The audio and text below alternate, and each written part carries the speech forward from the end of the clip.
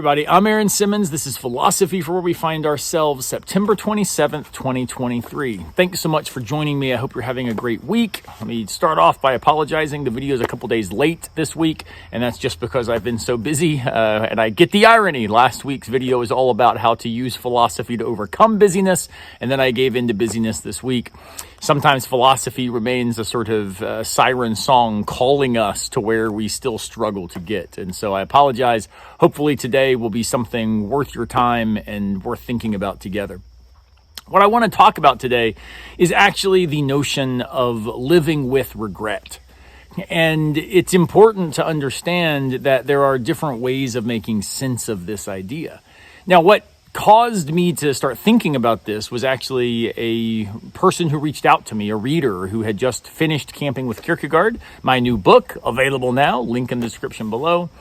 And she said that she took issue with some of the ways that in the book I talked a lot about I should have done things differently. And part of the book is actually a kind of personal story coming to reflect on how our lives, because they are finite, because they're limited, because we're defined by vulnerability and relationality, that we have to be fully invested in making sure that our priorities and our actions appropriately reflect the self that we hope to become. And so in trying to work that out with existential philosophers, I talk a lot about how in my own life, I didn't necessarily make the best choices when it came to how I spent my time, how I prioritized different aspects of my life. But I'm trying to do better. And so the book is, announcing that and trying to invite others to do it with me. Now, that said, the reader's point is well taken.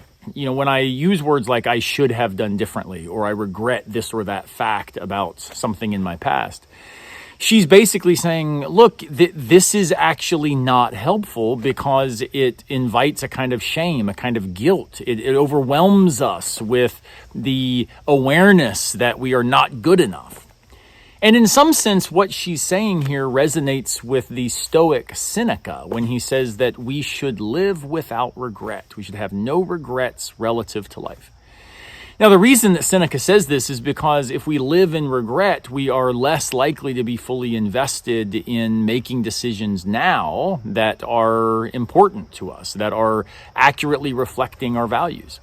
If we live with regret, we are wasting our time on something that we can't change. There's no reason to be overwhelmed or exhausted by the past. I can't do anything about that, says Seneca, and so let's get invested in what can I do now? How can I go forward differently?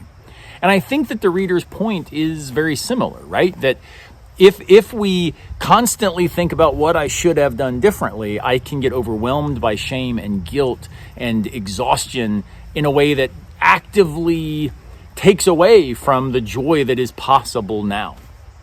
But here's the thing. I get Seneca's point. I appreciate it. I deeply appreciate the reader for reaching out and offering this critique to parts of the book. But here's why I'm actually not as worried about words like should have and I regret doing this or that. It's not because I think we should live with regret, but instead we should own up to those aspects and areas of our life where if we could do it differently, we would, so that we recognize and remember and are always aware that things can be otherwise. There is very little that is obvious and very little that is necessary when it comes to how we navigate the world. And so recognizing, I wish I had done this thing differently back then, isn't now necessitating that I live in shame and guilt. It just means, I could have done different. And so that means that today is defined by possibility. For me, that possibility, that motivational investment in being aware that the world is contingent, that decisions matter, that choice is active in our lives, this is actually a good thing. And I take it to be a deeply existential thing. Freedom is real. Sartre says, in fact, we are condemned to be free precisely because decisions and freedom can be very difficult to navigate. We wish somebody could just take away that freedom for us so we don't have to own the regret. But for me, I like the idea that regret is possible because that means that possibility defines my present. I can do things differently than I've done in the past, and that is awesome. I don't have to be defined by my decisions that I have made. Those decisions can now propel me to make different kinds of decisions today. All right, so philosophy matters. Existential philosophy is an encouragement. Do your best not to live in regret, but to live with regret in ways that help you see the future as open. I'll see you next time, unless a piano falls on our heads.